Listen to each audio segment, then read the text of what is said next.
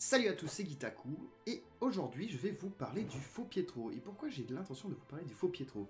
Eh ben c'est simple, à force de regarder toutes les analyses sur WandaVision, dans la mienne, tout le monde se prête à penser que c'est un pied de nez, une mauvaise blague, que ce faux Pietro, parce qu'en fait Pietro n'apparaîtra pas dans le MCU pour l'instant, c'était un teaser de merde. Mais j'ai une petite théorie, alors on est parti.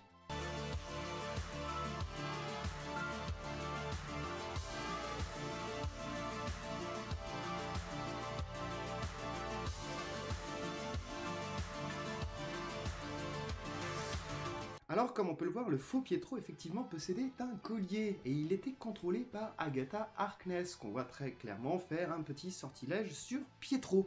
Oui, tout à fait, je suis d'accord avec vous, oui, Agatha Harkness peut effectivement contrôler ce Pietro que, soi-disant, elle l'a fait venir. Mais, il me reste un petit souci à moi, parce que techniquement, Pietro dit qu'il est arrivé ici en entendant l'appel de Wanda, exactement comme les deux enfants de Wanda.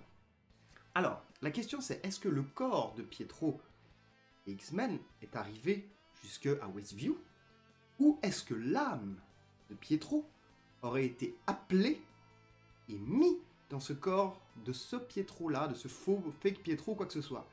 Ce qui fait qu'en fait le pouvoir de super vitesse viendrait vraiment du vrai Pietro, et que le collier, lui, servirait uniquement au contrôle mental et des faits et gestes de ce Pietro. Parce que c'est vrai que ça donne beaucoup de pouvoir au collier que de donner la super vitesse à quelqu'un. Et du coup, ce Ralph Bonner, cette histoire fausse avec tous ces petits papiers, ces trucs pas payés et tout, est-ce que c'est pas le personnage créé par Wanda à la base qui habitait cette maison qui est ça? Et donc, ce qui voudrait dire que le faux Pietro se marre quand il lit son faux nom, parce que ce n'est pas son vrai nom. Enfin, c'est peut-être le nom du corps actuellement habité par le faux Pietro, ou le vrai Pietro, ou l'âme de Pietro, comme vous voulez, mais ce n'est pas son vrai nom.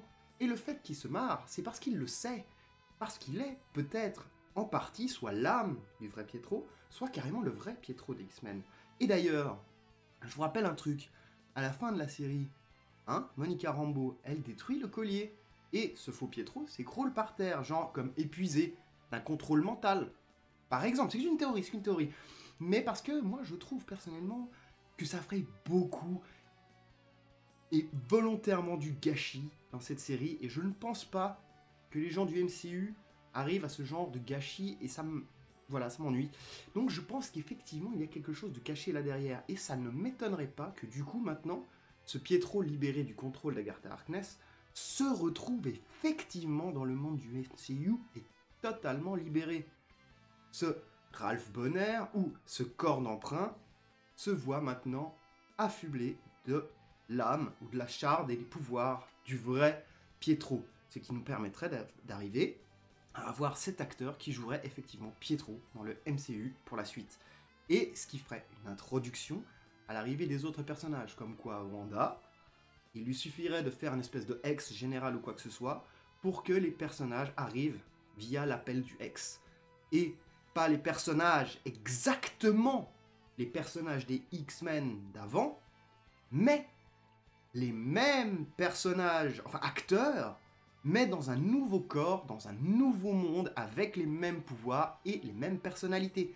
Ça veut dire que les personnages des X-Men continueront à avoir leurs souvenirs de ce qui s'est passé dans le monde des X-Men, mais seront transposés dans le MCU, dans un corps identique, avec leurs souvenirs, mais dans un nouveau monde.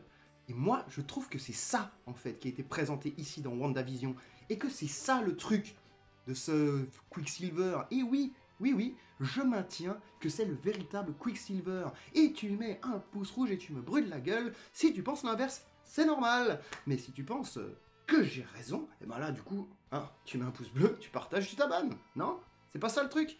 Voilà, c'était ma petite théorie du jour, j'espère que c'était pas trop long, je pense que cette vidéo est assez courte, et je vous laisse avec ça. Faites-vous plaisir avec le Marvel Cinematic Universe, avec les comics, avec des dessins que tu ferais toi-même, et je vous dis tout de bon, et c'était Gitaku, absolument pas en live, totalement différé, double ciao! Ooh, child, things will get brighter. Then bring it down hard. Someday. What are you doing? Dance off, bro.